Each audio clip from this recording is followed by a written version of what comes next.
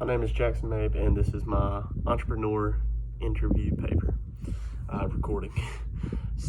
I chose Grant Cardone because I found out about him about 2 months ago, and he is someone that just really caught my eye right whenever I found him. He's a great businessman, great entrepreneur, and I just really wanted to kind of share about him. So, to start off with, Grant Cardone is a man of many traits. He's an author. He has at least 2 books that I know of and that I'm currently reading right now. He's a great real estate investor. He's a motivational speaker, and he has several businesses. So Grant Cardone had a very hard life growing up. Whenever he was just 10 years old, his dad died unexpectedly of a heart attack, which left his mother and him in a financial bind. The house was paid for that they lived in. They were financially good, but then whenever his father passed away, they didn't have or they couldn't keep up with the bills, so they had to sell the home, and it just was not very good. So Grant Cardone, he'd go to school. He hated it being there. He got involved in the wrong group of people, and got in trouble with the law, the police, and ended up getting onto drugs. He went to college, and about 7 years after he graduated from college with his degree in accounting, he decided that he was done with drugs and that he was going to start obsessing over business instead of drugs, that it was something more healthy.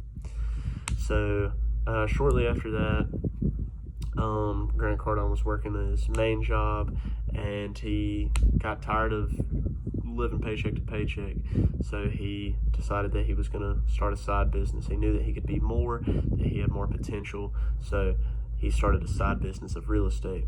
So about 7 years after he graduated, he closed his first deal in real estate.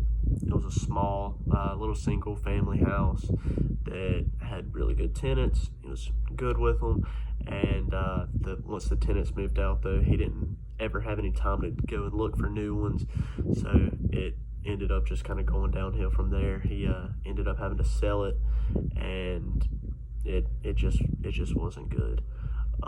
He promised himself that he would never do it again, and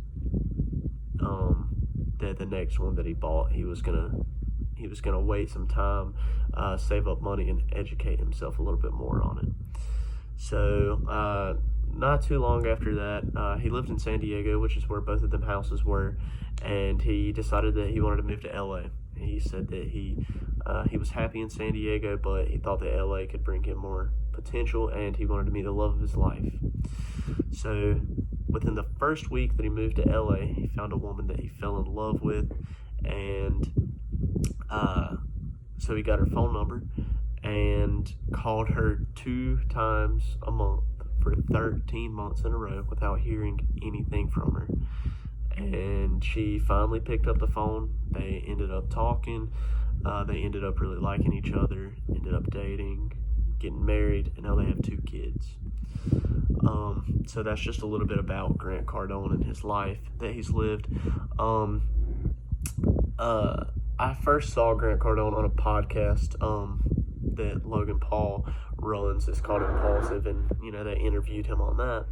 So this podcast took place on September 25th, 2019. I saw it about 2 months ago, and Grant Cardone got interviewed about his fame, how he got to where he was today, and his real estate, and any tips of advice that he has. And I really enjoyed the podcast.